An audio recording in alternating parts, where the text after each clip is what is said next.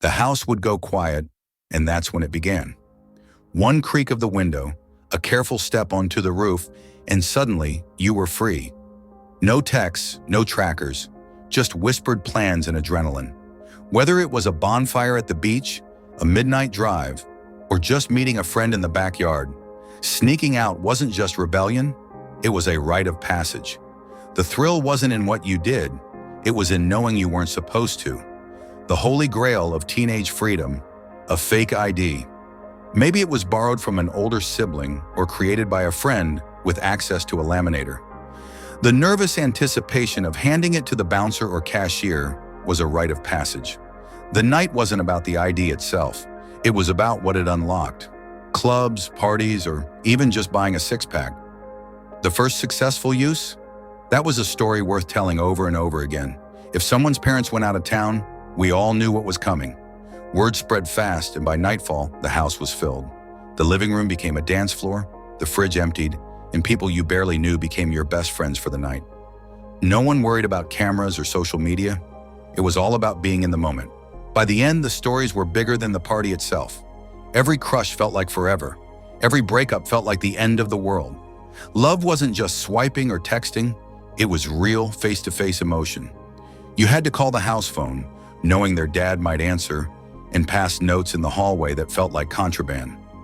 First kisses happened in parking lots, at dances, or under the bleachers, and they felt like magic. It wasn't perfect, but it was unforgettable. A fire on the beach or in the woods. It was pure teenage freedom. Someone always knew the perfect spot, and someone else brought the beer. The flames lit up faces, but the night belonged to the stars above. We talked about everything and nothing, watching the fire burn while time seemed to stand still. These weren't just bonfires. They were escapes where the world felt endless. It wasn't about the taste, it was about the act. Someone's older sibling, a fake ID, or sheer luck brought the booze. We'd pass the bottles around, laughing at how bitter it tasted, but pretending we loved it. The clinking of bottles and whispered conversations felt rebellious and liberating. It wasn't just beer, it was a symbol of growing up, one sip at a time. Breaking the rules wasn't the point, getting away with it was. Whether it was sneaking into movies, skipping class, or joyriding in someone's car, the adrenaline rush was unmatched. The best stories weren't about what went wrong, they were about the times we narrowly escaped trouble. It wasn't trouble we were chasing, it was the freedom to live without limits. No plans, no GPS, just the open road. We'd grab snacks, pile into someone's car, and take off, turning wherever the road felt right.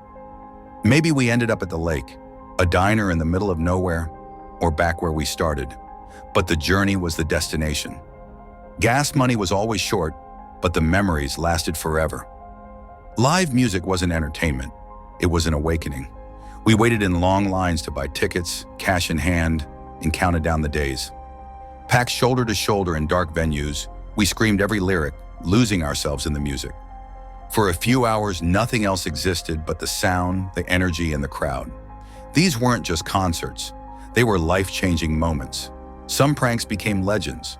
Whether it was sneaking into the school at night to rearrange the principal's desk, covering cars with toilet paper, or letting chickens loose in the hallway, we didn't just prank, we made statements. The best ones weren't about getting caught, they were about pulling it off perfectly. And years later, the stories still made us laugh. We didn't need a plan, just a place. The mall, the diner, or the school football field. All we needed was a spot to park and a group of friends. We leaned against car hoods, sipped sodas, and talked about everything from dreams to dumb jokes. The conversations didn't need to lead anywhere. They were the point. The best moments weren't planned, they just happened. What happened back then stayed back then. There were no smartphones to capture every mistake, embarrassing dance move, or dumb decision. We could be ridiculous, fearless, and ourselves without worrying about it living online forever. Our memories weren't recorded, they were lived, raw, and unfiltered. It wasn't perfection that mattered, it was freedom. You couldn't just disappear, you had to be strategic. Forged notes, fake illnesses, or a quick escape during lunch were all part of the game. We didn't skip just to sit at home. We went to the beach, the mall, or just drove around laughing at how much better the day felt without school. Every absence had to be worth the risk of getting caught. We didn't need a reason, we just needed the thrill. Jumping fences to swim in closed pools, sneaking into abandoned buildings, or climbing water towers just to see the view. It didn't have to make sense. The less planned it was, the more exciting it became. Sometimes we didn't even know where we'd end up, but that was the point. The real adventures started when the keys were stolen. Whether it was sneaking out in your parents' station wagon or your friend's older brother's car, driving without permission was pure rebellion. We weren't going anywhere important, just away, with the windows down and the music up. The best part?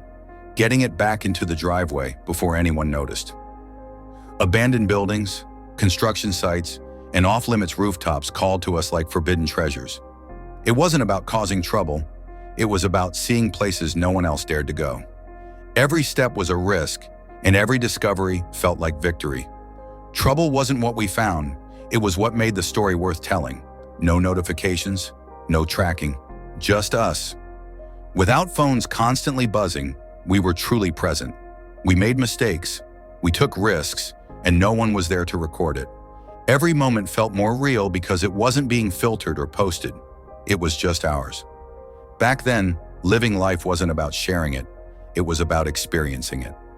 The nights that never really ended. We weren't ready to let go, so we didn't. After curfews came and went, we stayed out, talking on porches, driving empty streets, or lying on the hood of a car, staring at the stars. Sleep could wait. These moments couldn't.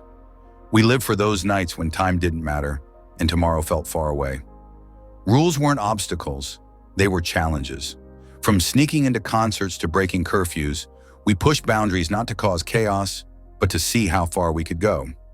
The best moments came from bending the rules just enough to taste freedom without breaking everything. The rules tried to stop us, but they never did. Our friends weren't just people, we built tribes. They were the ones who stood by us during heartbreak, celebrated our wins, and dared us to do the things we'd never try alone. Together, we weren't just surviving, we were creating memories that would last a lifetime. We didn't just make friends, we found family. Sometimes the wrong turn was the best turn. Without GPS, we got lost all the time. But that was part of the adventure. We'd end up on random roads, at empty fields, or in towns we'd never heard of. Every wrong turn gave us stories, laughter, and the kind of freedom you can only find when you have no idea where you're going.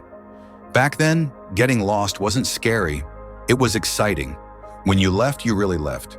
No phones, no messages, no way for anyone to find you until you decided to come back. It wasn't avoidance, it was freedom. If someone wanted to reach you, they'd have to wait, and we loved that. Being unreachable wasn't a flaw, it was a privilege.